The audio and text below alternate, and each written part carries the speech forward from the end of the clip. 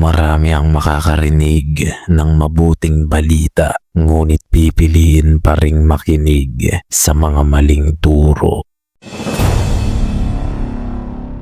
Wala sa aking plano na maglabas ng video tungkol sa bagay na ito. Ngunit may nagtanong sa akin at ang tanong niya, anong religion ba raw ang dapat niyang aniban? Kasi may ideya naman siya na iisa lang ang Diyos. Ngunit napakaraming relihiyon dito sa Pilipinas. Bago natin sagutin yan, nais ko lang na malaman mo na kung masyadong immature ang utak mo para sa mga ganitong usapin, makakaalis ka na. Sayang lang ang oras mo rito kung hindi mo kayang seryosohin ang mga maririnig mo sa video na ito. Gusto ko ring tapusin mo muna hanggang dulo ang video na ito bago ka magkomento tungkol sa mga hinaing mo, dahil baka sa dulo ko pala nasagot ang mga tanong mo. At isa pa, alam kong marami rito ang ma-offend,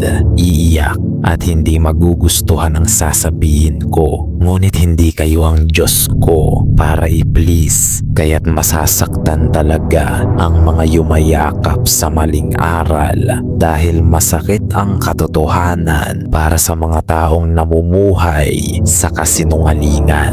Tandaan mo yan hanggang dulo.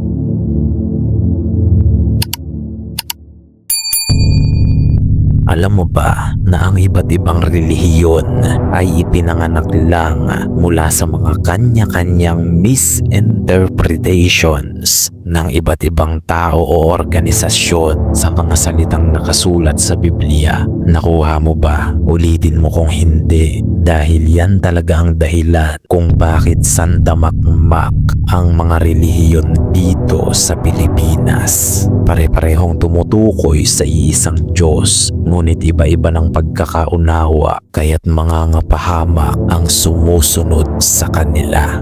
Gaya ng nasusulat sa Matthew 15 verse 14, ang sabi ni Kristo, "Let them alone, they are blind guides, and if the blind lead the blind, both will fall into a pit." Ang bulag raw na umaakay sa isa pang bulag ay parehong mahuhulog sa hukay.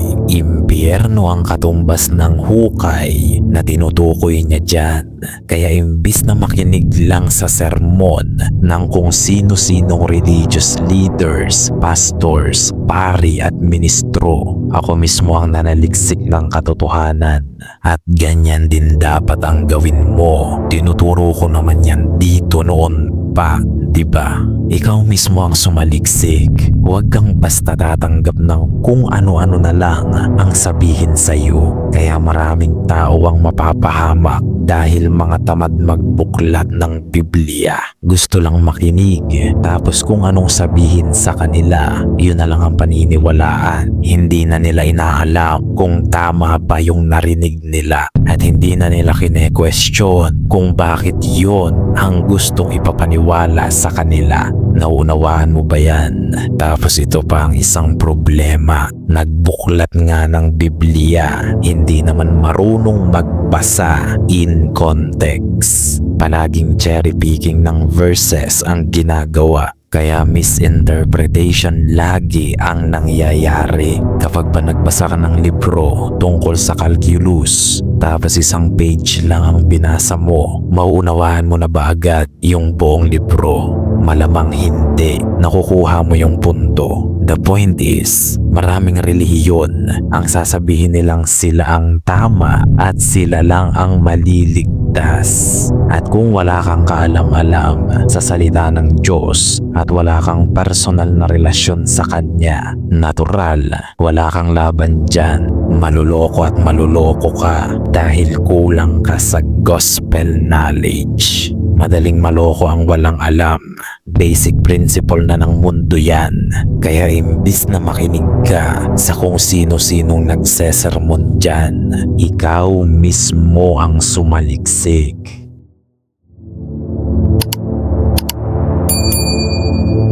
Dati akong Katoliko, bago ako namulat sa katotohanan. Dati akong Katoliko hanggang sa masumpungan ko at makakilala ako ng husto sa Diyos.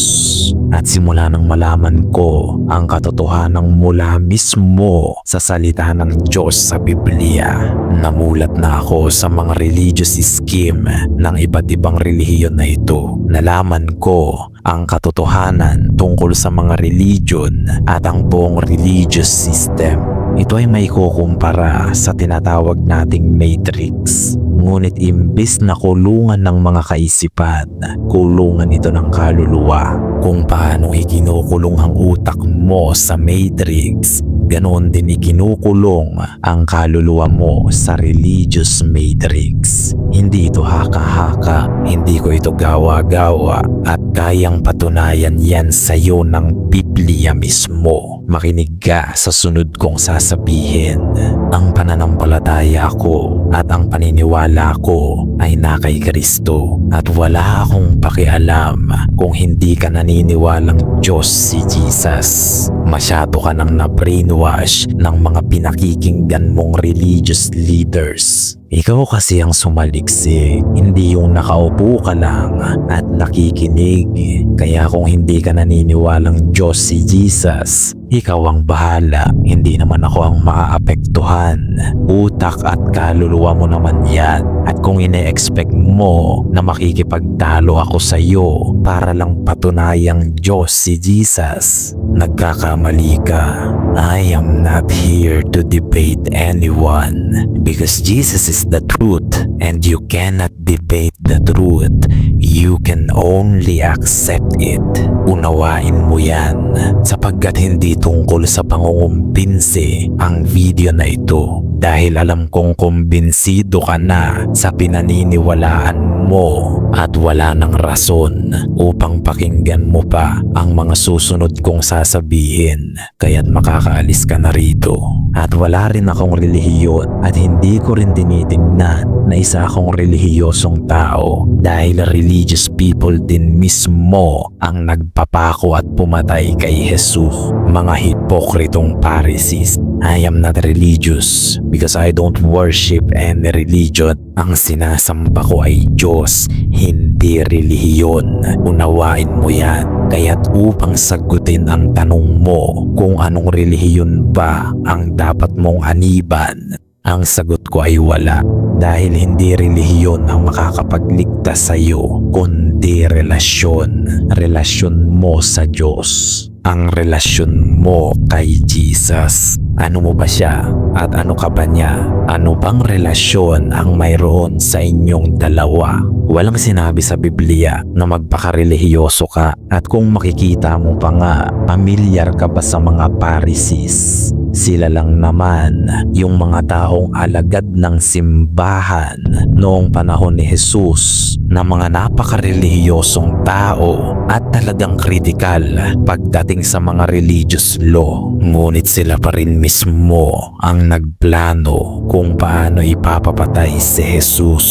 Itong mga religious people na ito, sila pa mismo ang kinasusuklaman ni Jesus dahil sa mga kahipokrituhan nila. At maraming relihiyosong tao ngayon na sinasamba ang relihiyon nila at hindi ang Diyos. Yan ang dahilan kaya ayaw kong tawagin akong relihiyoso, dahil ang pagiging relihiyoso, ibig sabihin mas umiibig ka sa relihiyon mo kaysa sa Diyos. Mas tapat pa sa religion nila kaysa sa Diyos. Anong magagawa natin?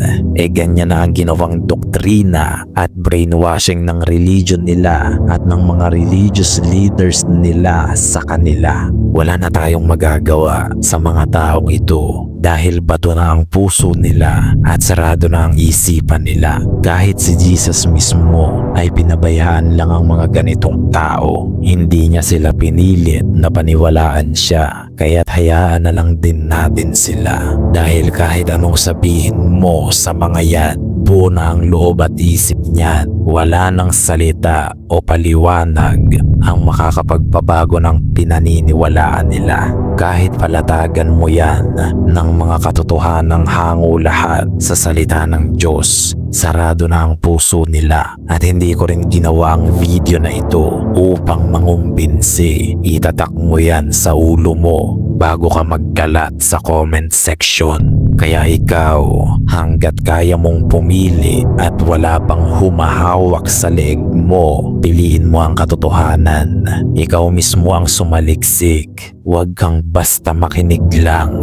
Buksan mo ang Biblia mo hanggat hindi pa krimen sa Pilipinas ang pagkakaroon ng Biblia. Dahil marami diyang Pilipino ang kilala nga nila ang Diyos, pero ang Diyos hindi sila kilala. Nauunawaan mo ba yan? Ganyan ako noon.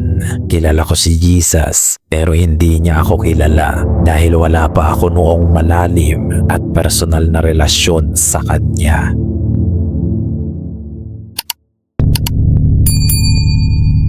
Napansin mo ba na kahit nasa Biblia ang pananampalataya at paniniwala ko, hindi kita nilatagan ng pagkadami-raming Bible verse para lang kumbinsihin na paniwalaan mo rin ang pinaniniwalaan ko. Napansin mo ba yan? Dahil hindi ko layunin na kumbinsihin ka. Ang gusto ko lang ay kumilos ka at ikaw mismo ang manaliksik.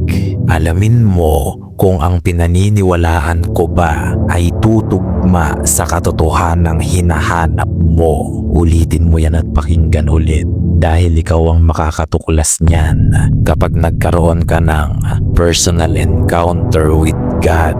May intindihan mo ang mga pinagsasasabi ko rito dahil ganyan lang din ang nangyari sa akin. Personal encounter with God. Pinadalhan niya ako ng tao na mas naglapit sa akin sa Diyos at nagturo sa akin ng kahalagahan ng pagkakaroon ng personal na relasyon kay Lord. At kung ako man ang taong ipinadala niya sa iyo upang saliksikin mo siya, all glory to God. Basta alalahanin mo, nagbigay lang ako ng sagot ko sa katanungan mo, naglahat ng personal testimonials ko, ngunit hindi kita kinumbinsi na paniwalaan ang pinaniniwalaan ko. Ngayon, sa kabila ng maraming ingay, kasinungalingan, iba't ibang doktrina, iba't ibang paniniwala at mga relihiyon na self-proclaimed na kaligtasan daw, sa kabila ng lahat ng yan, hangad kong matuklasan mo, ikaw mismo na nakikinig rito, hangad kong matuklasan mo ang tunay na katotohanan. Dahil paniwalaan ko man o hindi ang pinaniniwalaan ko ngayon, ito pa rin ang katotohanan. Hindi ayon sa akin, kundi ayon sa salita mismo ng Diyos. Jesus is the truth, whether I believe Him or not. Naunawaan mo ba yan? At alalahanin mo palagi, we have a mission, we have a movement. We don't chase validations, we chase improvements. Gayunpaman, marami nga ang makakapakinig, ngunit ilan lang ang makakaunawa. Hanggang sa muli, lakan.